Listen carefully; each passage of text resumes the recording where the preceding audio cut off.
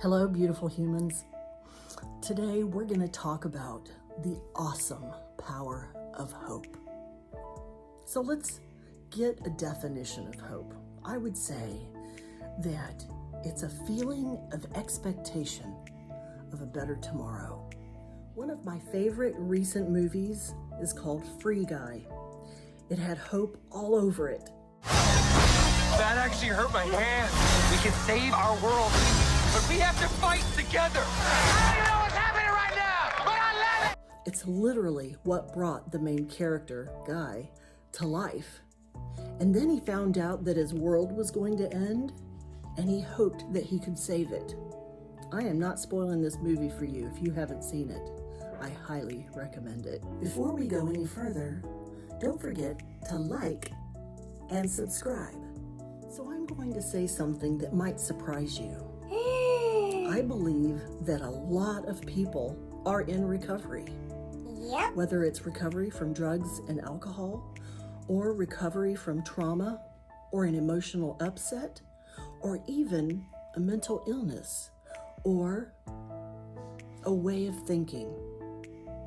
I hate to admit this, but I used to be very judgmental. I'm embarrassed to say it. So let's stop for a moment and think. What part has hope played in your life? What is it that you hope for today? I know in the faith community, there is a hope for heaven and a hope that we're not walking this journey on this planet alone. That's a great hope, and it's one that I have personally embraced. Personally embraced. It's true. Have you ever found yourself in a dark place where you found yourself totally and utterly hopeless? In the recovery rooms, it's called rock bottom. So maybe to understand hope, we need to look at hopelessness first.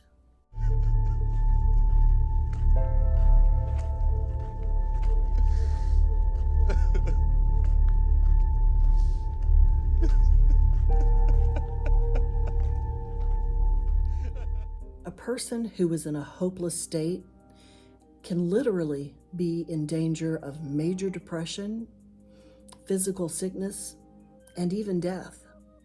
It's nothing to play around with. I asked a good friend, Sandy Miller, to share a time in her life when she was utterly hopeless, and then when hope entered the scene for her. Let's listen in. I would say that one of the most hopeless times that I felt in my life was when I was a teenager, and I'd grown up with a lot of abuses going on, and I just didn't know what to do. I didn't know how to get out, and I thought this was just supposed to be life. Well, I had always thought if I wanted to kill myself, this is what I would do. I got into a stupid argument with my mom, and I went and I downed some pills. And I remember going to work that night. I was a nursing assistant, and I was just crying and crying. It was a horrible mess. And then someone asked me, well, what's going on? What's wrong? And I said, someone that I know just died. That was the first thing that came to my head. Someone I know just died. My boyfriend, now husband, played a big role in getting me help and into the hospital. No one at that point knew that I had gone through the abuse. They told the doctors, come on in, I'll do it again.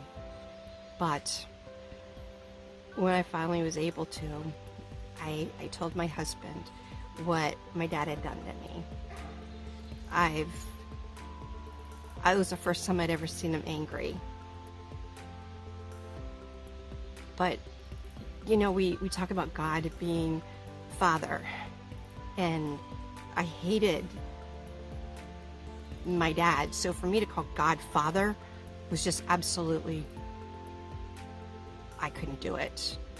I didn't understand what real unconditional love meant. When I had shared with my husband what had happened, I just felt love from him, not pity. It was like he loved me even though all that stuff had gone on. Because of his response and the way he still kept loving on me, I began to understand what unconditional love was. He didn't want anything from me, and neither did God, like I thought he had.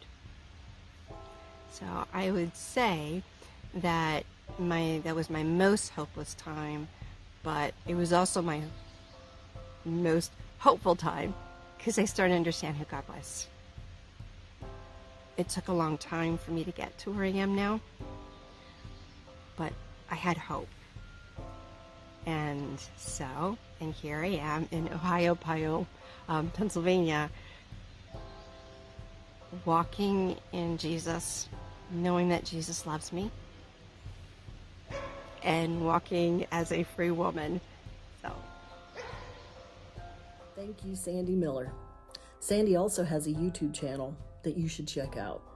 She is one wise woman with enough hope in her heart to share it with the world. So let's think for a minute. If a person has no hope for a better tomorrow, then they would feel like there's no reason to put any effort in today. We need hope. We've got to have hope. Hope. We listen to other people's stories. Why? Well, we're searching for hope and connection. Hope is like medicine. It even gives us physical strength and stamina. Think of how a placebo effect, like a sugar pill, that can literally change the way a person feels physically if they think it's medicine. Hope. So let's talk about the hope cycle. Hope comes from change. Change comes from taking a risk. And risk requires a step of faith, which gives us more hope. We are always going in a direction. We're either going forward or backward.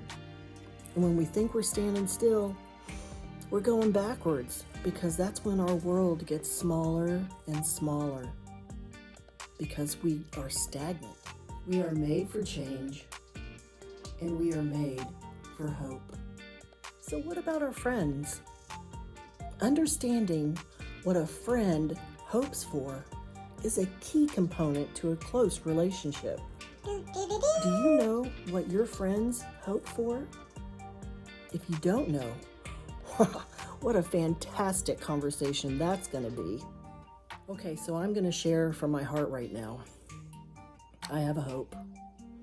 I have a hope to make great YouTube videos, that it will be a successful outlet for me, that it reaches millions of people and becomes an agent of positive change for our world. There. I said it.